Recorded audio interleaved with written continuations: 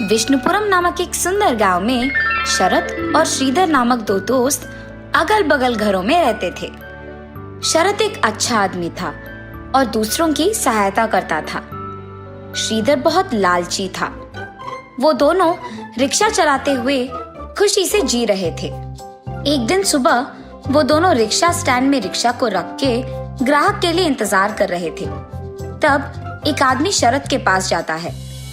सुनिए, bus stand को आओगे? ये क्या? वो आदमी रिक्शा के लिए मेरे पास नहीं आया बल्कि मेरे दोस्त के पास गया। कुछ भी करके मुझे ही उस आदमी को बस स्टैंड तक लेके जाना होगा। अरे आइए ना, बस स्टैंड तक मैं आपको लेके जाऊंगा भाई साहब, मेरी रिक्शा चढ़िए। श्रीधर के ऐसे कहने पर वो आदमी उसका ही रिक्शा चढ़ता है। उसके बाद श्रीधर उस आदमी को लेकर बस स्टैंड की ओर बढ़ने लगता है। अरे मेरा ही तो दोस्त है, मेरे बजाय उसके रिक्शा में वो आदमी चला गया, इसमें क्या बात है? ऐसे उसका दोस्त सोचते रहता है। और ठीक तभी 3 आदमी उसके रिक्शा के पास आते हैं। सुनिए, बस स्टैंड को आएंगे आप? जी साहब, आइए रिक्शा में बैठिए। तब शरत भी उन 3 आदमियों को लेकर रिक्शा चलाते हुए बस स्टैंड तक पहुंचता है।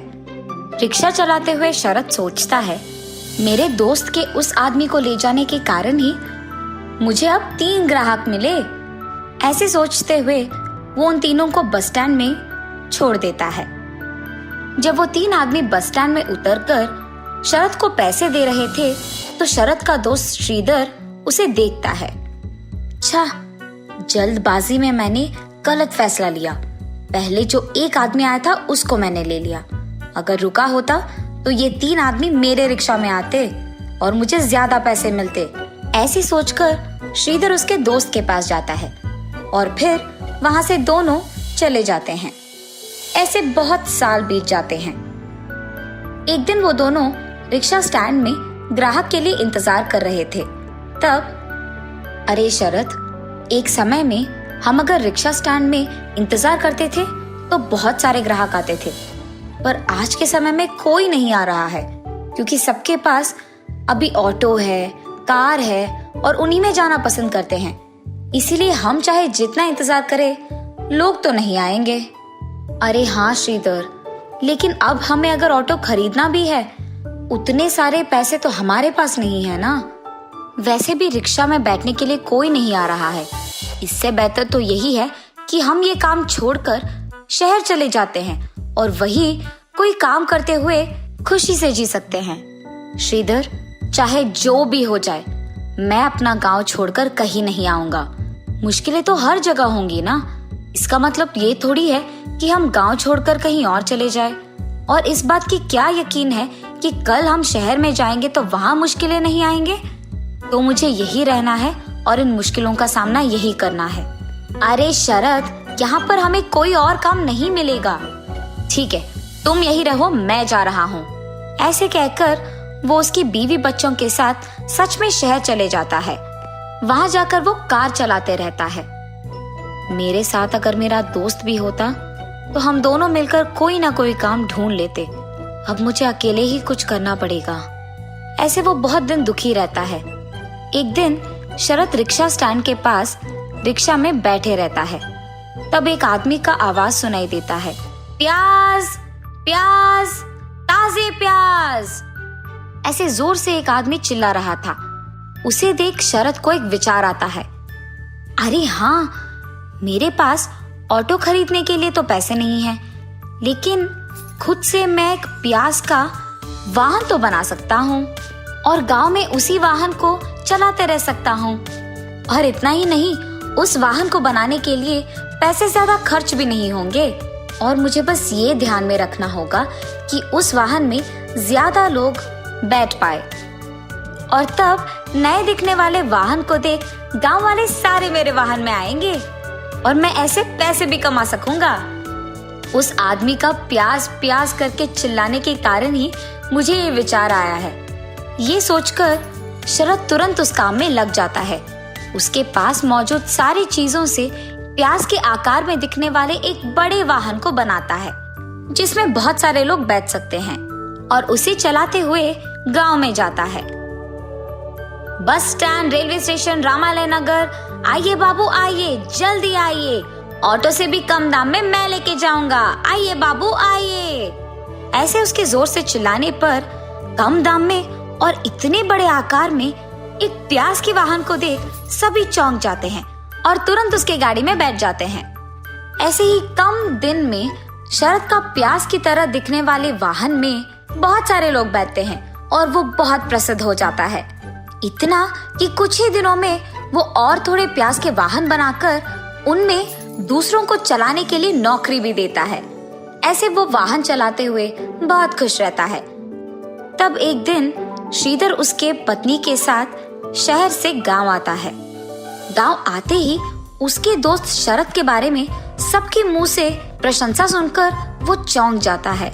यहाँ मैं हूँ जो शहर जाकर कार चलाते हुए आए हुए पैसे कम पड़ जाने के कारण कर्ज लेकर दुख में जी रहा हूँ, और मेरा दोस्त यहाँ इसी गांव में इतना प्रसिद्ध गाड़ी चलाते हुए इतनी प्रशंसा पाते हुए खुश है। अगर मैं भी इसके साथ यही रहता तो शायद मैं भी वो प्रसिद्ध गाड़ी चलाता और खुश रहता। अरे हाँ, मेरे दोस्त को वैसे भी मुझ पे बहुत भरोसा है, तो मैं एक काम करूंगा, उसे मैं अपने साथ शहर ले जाऊंगा, फिर उसके सारे वाहन को मैं ले लूंगा और उसे वहां छोड़कर मैं दूर भाग जाऊंगा। तब उन सारे वाहन को बेचकर आए हुए पैसों से मैं अपना कर्ज चुका पाऊंगा और खुश रह पाऊंगा।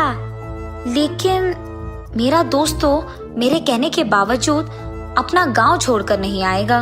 हाँ, मैं अपनी बीवी को उसकी बीवी से बात करने के लिए कहूंगा, तब तो उसे आना ही पड़ेगा। ये सोचकर श्रीधर उसके बीवी के पास जाता है।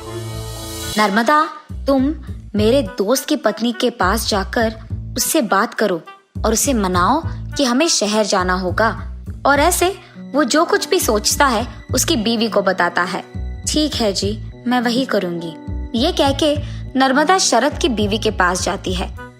अरे भाभी, आप भी मेरे साथ शहर आ जाइएगा। वहाँ अगर आप ये प्याज की वाहन चलाएंगे ना तो बहुत सारा पैसा मिलेगा। हाँ, और उतना ही नहीं, यहाँ से वहाँ रहने में भी दुगना अच्छा होगा। हाँ, मेरे पति भी वहाँ कार चलाते हुए बहुत सारे पैसे कमा रहे हैं। आपके पास तो पहले से ही बहुत वाहन है, वहाँ आएंगे तो और भी पैसे कमा पाएंगे। जी भाभी, ये तो अच्छा विचार है, जरूर हम सब आपके साथ शहर आएंगे। ये कह के वो उसके पति शरद के पास जाकर, सुनिए, हम भी आपके दोस्त के साथ शहर जाएंगे ना जी, वहाँ यहाँ से दुगना अच्छा होगा और दुगने पैसे भी मिलेंगे, पता है आपको। अच्छा, तो तुम ही चले जाओ, मैंने पहले भी कहा है, मुझे ये गांव छोड़कर कहीं नहीं जाना है, यही मेरा घर है। उसके पति के ऐसे कहने पर इसी बात को कहने वो नर्मदा के पास जाती है। वहां पहुंचते ही पति पत्नी को कुछ बात करते हुए सुनकर वो दरवाजे के पास ही रुक जाती है। नर्मदा, क्या तुमने मेरे दोस्त की बीवी से बात किया है? कुछ भी करके उन्हें हमारे साथ शहर ले जाना ही होगा। अरे हाँ जी, उसने तो मेरी बातों पे यकीन कर लिया है, वो दोनों पक्का आएंगे शहर। तब हम उनके पास मौजूद सारे वाहन को बेचकर हमारे कर्ज चुकाएंगे और हम खुश रह पाएंगे। दरवाजे के पास खड़े हुए शरद की बीवी ये सब सुन लेती है और भागते हुए उसके पति के पास जाती है। सुनिए, हम शहर नहीं जाएंगे, ये सब आपके दोस्त का चाल है। और ऐसे उसने जो कुछ भी सुना अपने पति को बताती है। क्या मेरा दोस्त कर्जों में फंसा है, इसीलिए वो ऐसा है? कुछ भी करके मेरे पास मौजूद वाहन को बेचकर भी उसका कर्ज चुकाना होगा। क्या एक तरफ आपका दोस्त आप पे जाल बिछा रहा है, आपको धोखा दे रहा है, और आप सोच रहे हैं कि आप उसकी मदद करेंगे? ये क्या है जी? वो चाहे अच्छा हो या बुरा हो, वो मेरा दोस्त है और वो अभी कष्टों में है, तो मुझे उसे बचाना होगा और मुझे उसकी सहायता करना होगा। ये कह के वो वहां से उसके दोस्त के पास चले जाता है। श्रीधर, मुझे नहीं पता था कि तुम यहाँ आए हो, वरना मैं तुम्हारे पास आ जाता। और अगर मुझे पहले ही पता होता कि शहर में तुम्हारी इतनी मुश्किलें हैं तो मैं तुम्हारी मदद कर देता। इसके लिए मुझे धोखा देने की कोई जरूरत नहीं। मैं खुद एक वाहन बेचकर तुम्हें वो पैसे दे दूंगा और तुम अपना कर्ज चुका सकते हो। उसके बाद तुम भी यहाँ मेरे साथ रह जाओ। हम दोनों ये गाड़ी चलाते हुए खुश रह पाएंगे। ऐसे वो अपनी बीवी की बातें श्रीधर को बताता है। शरद, मैं तुम्हें धोखा देना चाहता था। ये जानकर भी तुम मेरी मदद करने यहाँ आए। मुझे अपने आप पे घिन आ रही है और मुझे अब अपनी गलती का एहसास हुआ है। तुम एक अच्छा इंसान हो और उससे बेहतर दोस्त हो मेरे। अब से मैं तुम्हारे साथ ही रहूंगा और आइंदा ये गलती नहीं करूंगा। तुम्हें अपनी गलती का एहसास हो गया ना, और तुम मेरे साथ रहना चाहते हो। बस यही चाहता था मैं। अब मुझे बहुत खुशी है। हम दोनों को हमेशा ऐसे ही रहना है। तब से वो दोनों दोस्त साथ में रहते हुए उसी गांव में प्याज का वाहन चलाते हुए बहुत खुश रहते हैं।